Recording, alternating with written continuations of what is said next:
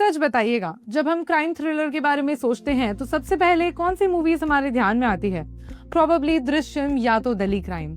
Delhi crime एक ऐसा movie है जिसने सिर्फ इंडिया ही नहीं बल्कि इंटरनेशनल लेवल पर एमी अवार्ड जीतकर ये साबित कर दिया है कि इंडियन कंटेंट किसी से भी कम नहीं है। पर सवाल ये है कि क्या दिल्ली क्राइम का सीजन 3 उस लेगेसी को मेंटेन कर पाया है? क्या मैडम सर अक्का वर्तिका चतुर्वेदी का जादू अभी भी बरकरार है? आइए इस वीडियो में समझते हैं। नमस्ते, मैं हूं निहारिका OTTBaba.com से। सबसे पहले बात करते हैं कहानी की। सीजन 1 और 2 की तरह सीजन 3 ने भी एक बहुत ही रियल, ट्रैजिक, हार्ट रेंचिंग कहानी को प्राइम केस बनाया है, which is about the human trafficking industry, specially for young girls. कहानी शुरू होती है जब एक ट्रक शिपमेंट पकड़ी जाती है जिसमें वेपन्स की जगह छोटी बच्चियां मिलती हैं, और इसी के पैरेलल में चलता है एक और केस जिसमें एक 2 साल की बच्ची को एम्स हॉस्पिटल के ट्रॉमा सेंटर में अबैंडन कर दिया जाता है। जिंदगी और मौत से जूझ रही इस छोटी बच्ची को सिर पर बहुत गहरे घाव थे, दोनों गालों को काट दिया जाता है और इस बेरहमी से उसे मारा गया होता है, जिसे देखकर बेबी फलक की यादें ताजा हो जाती है। ट्रस्ट मी, कुछ ऐसे सीन्स हैं जिनको आप स्किप करना चाहोगे because of the brutality which is very very disgusting.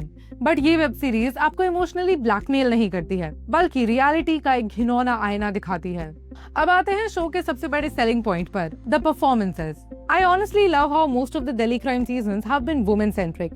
And एक और बार शिफाली शाह एज DCP वर्तिका चतुर्वेदी ने फिर से प्रूव कर दिया है कि यही इस रोल के लिए परफेक्ट प्रोटैगनिस्ट है। इस सीजन में वर्तिका थोड़ी थकी हुई होती है सिस्टम के अगेंस्ट, सिस्टम से लड़ते हुए, पर जब क्रिमिनल से आमना सामना होता है तो वो शेरनी वाली दहाड़ फिर से वापस आ जाती है। But the surprise package is Huma Qureshi. इस बार विलन कोई सड़क का गुंडा नहीं है, रादर बड़ी दीदी या मैडम है। हुमा ने जिस एरोगेंस और ठंडे दिमाग से एक रूथलेस ह्यूमन ट्रैफिकर का रोल निभाया है वो देखने लायक है। हीरो और विलन दोनों औरतें हैं और जब वो स्क्रीन पे आमने सामने आती है वो टेंशन एकदम जबरदस्त है। शो के डायरेक्टर तनुज चोपड़ा ने भी इस बार बहुत स्केल किया है। इन्वेस्टिगेशन सिर्फ दिल्ली तक ही सीमित नहीं है, ये असम, राजस्थान एंड हरियाणा तक भी एक्सटेंड होती है। विजुअल्स थोड़े डार्क है, ग्लूमी है, बट सीजन की फीलिंग के साथ परफेक्टली मैच होते हैं।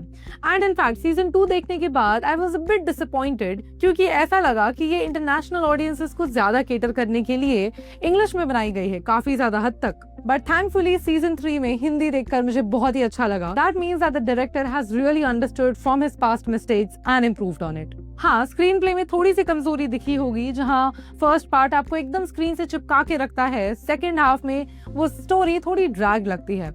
ऐसा कहीं कहीं पे लगता है कि राइटर्स के पास ज्यादा आइडियाज नहीं थे, तो काफी सब प्लॉट्स खोल दिए गए हैं बट उनको कम्प्लीटली क्लोज नहीं किया गया है। ओवरऑल दिल्ली क्राइम सीजन 3 शायद सीजन 1 की तरह ग्राउंड ब्रेकिंग ना हो, बट ये करंटली एग्जिस्टिंग OTT शोज में से 90% से बेहतर है। अगर आपको ग्रिटी पुलिस प्रोसीजर्स पसंद है जहां ड्रामा कम और रियलिज्म ज्यादा हो तो ये शो आपके लिए है। और अगर आप कंफ्यूज्ड हैं कि वीकेंड्स पे कौन सी मूवीज या वेब सीरीज देखी जाए या तो हिडन जेम्स ढूंढ रहे हैं, then you need to check out our website OTTBaba.com। Link description में है और मेक श्योर कि आप इस वीडियो को लाइक, शेयर और कमेंट कीजिए और हमारे चैनल OTTBaba.com को जरूर से सब्सक्राइब कर दीजिए।